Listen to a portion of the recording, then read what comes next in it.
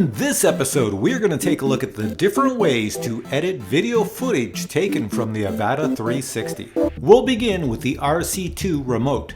After you film a video sequence using the 360-degree camera on the AVATA360, you can then play back the footage on the RC2 Remote. And as you can see here, as you play back that footage, you can look in any direction you wish because the camera has recorded a 360-degree filming sequence. But you cannot edit the video on the RC2 Remote because the processor in the remote is not powerful enough.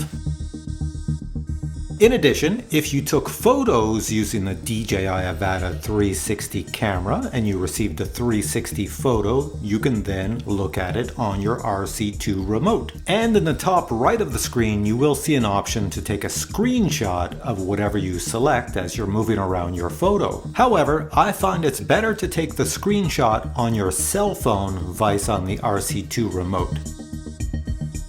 To use your cell phone or your tablet, you have to be in the DJI Fly App. Then have your AVATA360 powered on, and the quick transfer in the app will detect your AVATA360, and you can then perform a quick transfer, which is basically taking all the videos and files off your AVATA360 and putting them on your phone. If you only want one video or one photo, simply select it, and then in the lower right corner, select the download. Once the video or photo has been downloaded, it will now show up in the album section of the DJI Fly app. You can then select your video or photo and you will then be taken into edit mode. Edit mode is where you create the final version of the video that you want to share with family, friends, or put on YouTube. The sky is the limit on all the features you can use to edit your video. Here I'm just showing a simple one where I want to track an object such as a tree, so that means the camera stays fixed on the tree and that will be my final video. You could also edit 360-degree photos on your phone or tablet. You do this by simply looking at a 360-degree photo that you've taken,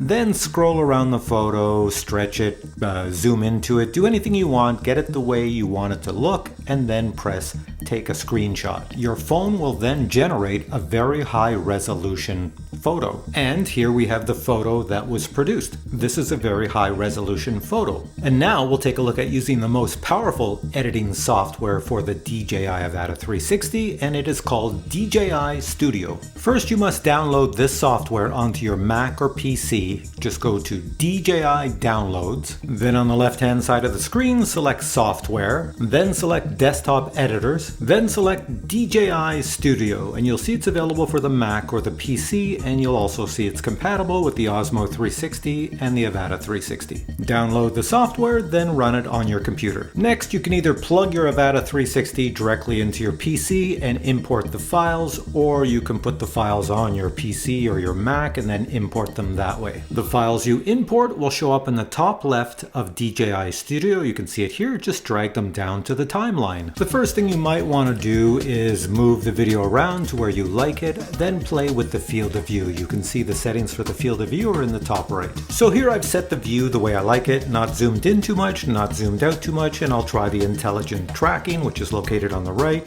Then I'll select myself to track, and I can start playing the video and it will start tracking me. Now everything you see on the editing screen when the video is playing will not look as good as the final product. The editing software makes a low resolution version of your videos, so yeah, it doesn't look as sharp, it doesn't look as smooth, but the final product will look really good. Let me just speed this up. You'll see the tracking remains on me. Now I'm going to switch the tracking to the large structure that's right in front of me on the screen. So I will go to Intelligent Tracking, select it, run the video, and that will be added to my video. So as you see, you can track anything that you've captured in your video. Once again, I'll just speed this up so we can get through this sequence. Now, if you look at the top left of my editing screen, you can see you have tons of editing options. I'm going to select the one that is called Astro. It's pretty simple. You just click on it and you click on the plus sign and it's added to your timeline automatically. Then when you play the video, you see the effect. Now to zoom in or out of an image, you simply select the field of view. In other words, you drag your mouse in or out and, well, you get a zoomed in effect. To add the effect to your timeline of the video, just click on keyframe. Then advance the video to another point the camera at a different angle, and click on keyframe again. The editing software will figure out how to transition between your two keyframes. You can put as many keyframes as you wish, and that's normally how I create my videos. So now I'm replaying the video I just edited. So as you recall, I did intelligent tracking by putting a square around me, and I said no matter where you fly, drone, keep the camera on me. So that's what's happening now. And then at some point I said, you know what, let's put the intelligent tracking on that big structure. So it's switching from me to the larger structure, and it's staying on the larger structure, and you should have noticed that everything is seamless between me and the structure. Then I said, let's try that astro thing, and it looks pretty cool. That was the astro thing. Then I said, let's zoom into the structure. We use keyframes for that, and I had an in point and an out point, and you see it seamlessly goes between the 2 points like that. It's pretty awesome, isn't it? Now when you're happy with your video, you must export it. So the export button is at the top right, click on that, fill in all the fields, select what you wish. I would turn noise reduction off in the daytime, but leave it on dull days or nighttime video. You also have the choice of sending the video out in 10-bit. That means if you want to do post-processing, you can easily edit it to change the colors, the lighting, anything like that. Then you just click on the export button and it will export in a 4K video, 60 frames per second, because I believe that's what we selected.